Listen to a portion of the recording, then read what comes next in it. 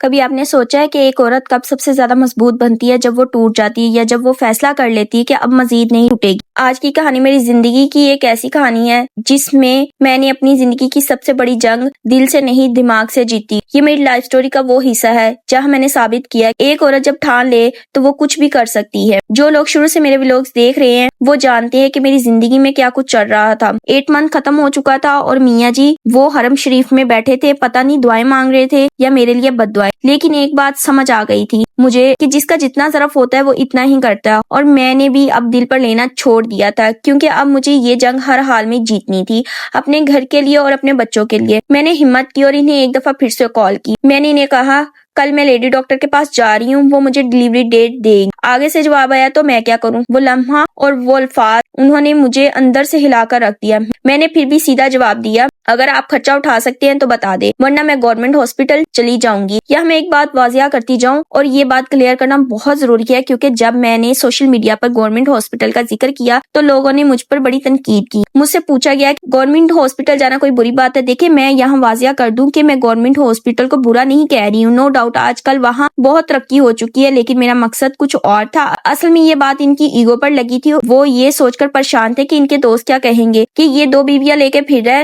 لیکن اس کی بیوی اس کنڈیشن میں گورنمنٹ ہاسپٹل میں دھکے کھا رہی ہے۔ ان کے لیے اللہ سے زیادہ دوستوں کا ڈر اور اپنی جھوٹی انا تھی، اور کڑوی حقیقت یہ بھی ہے کہ ہمارے ہاں کہیں نہ کہیں میٹرنٹی سسٹم میں اب بھی بہت سی خرابیاں ہیں جہاں مائیں اور بچے اپنی زندگی کی بازی ہار جاتے ہیں۔ خیر کچھ دیر بعد دوبارہ کال آئی، کہتے ہیں گورنمنٹ ہاسپٹل جانے کی ضرورت نہیں ہے، جتنا خرچہ ہے بل بھیج دینا میں پے کر دوں گا، اور جب بچہ پیدا ہو جائے تو مجھے بتا دینا میں آ جاؤں گا۔ بس پھر میں نے بھی اپنا آخری فیصلہ سنا دیا۔ میں نے کہا آن لائن پیمنٹ کے ساتھ آن لائن بیبی بھی سینڈ ہو جائے گا، آپ کو یہاں آنے کی کوئی ضرورت نہیں ہے۔ وہ حیران ہو گئے اور پوچھتے ہیں کیا مطلب اس بات کا؟ میں نے کہا آپ کا وقت ضائع نہ ہو، جیسے پیمنٹ بھیجیں گے ویسے ہی بیبی کی تصویر بھی مل جائے گی، آپ کا ٹائم بھی ویسٹ نہیں ہوگا۔ کہتے ہیں تمہاری زبان بہت چڑھ رہی ہے۔ میں نے جواب دیا بچوں کے حق پر کوئی کمپرومائز نہیں ہوگا، اگر بیبی دیکھنا ہے تو ڈیلیوری سے پہلے آئیں ورنہ صرف تصویر ہی ملے گی۔ وہ دن تھا جب میں نے خود کو ایک عورت سے ایک مضبوط ماں میں بدل لیا، کیونکہ زندگی ہمیں کبھی کبھی اپنے حق کے لیے کھڑے ہونے پر مجبور کر دیتی ہے۔ جب میں اوٹی سے باہر آئی تو میرے گھر والوں نے مجھے بتایا کہ میرے میاں صاحب آئے تھے، انہوں نے نہ صرف بیبی کو ریسیو کیا بلکہ گھٹتی بھی دی،